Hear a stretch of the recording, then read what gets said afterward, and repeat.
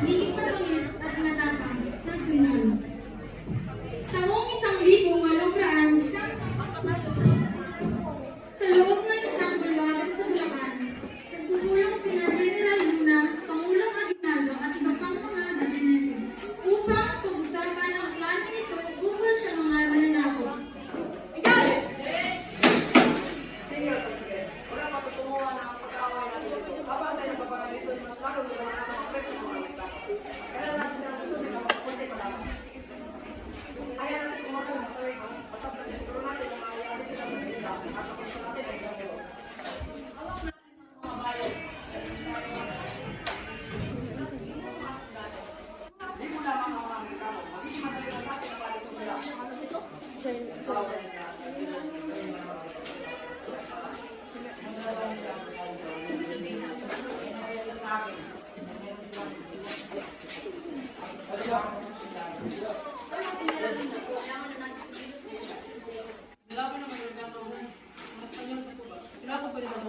Hindi, sino ko nila tayo paligid ng mga Espanyol?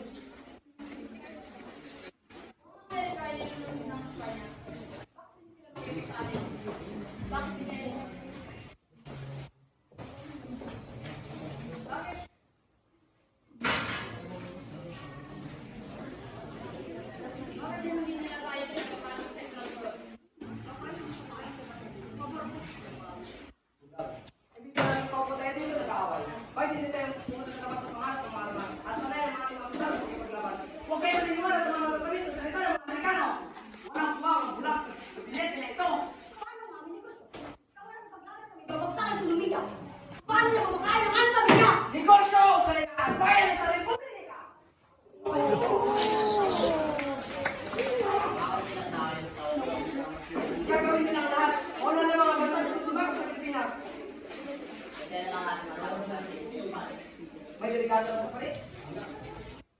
O kahit mga nakakabasikan lang, no?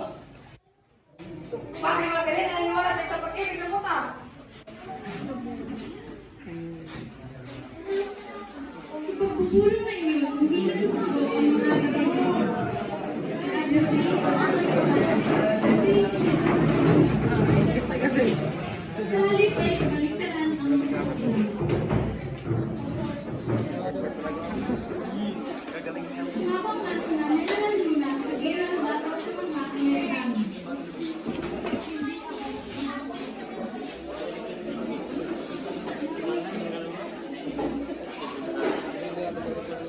Makalipas ang ilang araw ay nakatanggap si General Luna ng isang telegrama galing kay President Emilio Aguinaldo at agad din ito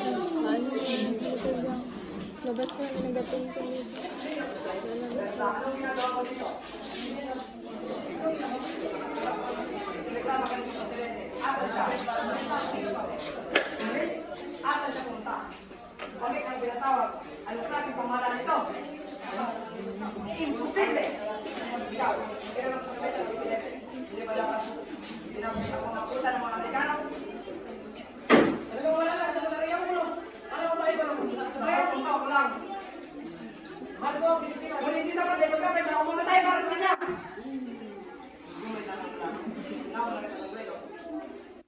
Ano? Ikaw naman!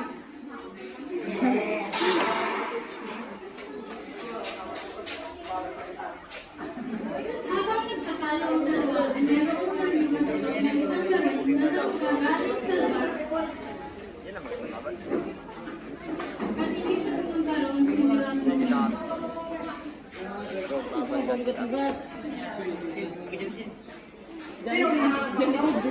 Sino? Punyeta! Sino?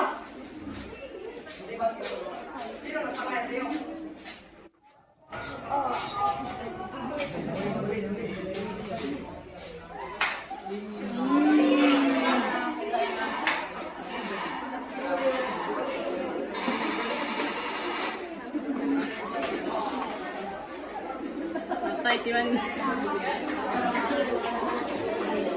Paglabas kay General Luna sa loob ng opisina ng presidente, ay doon na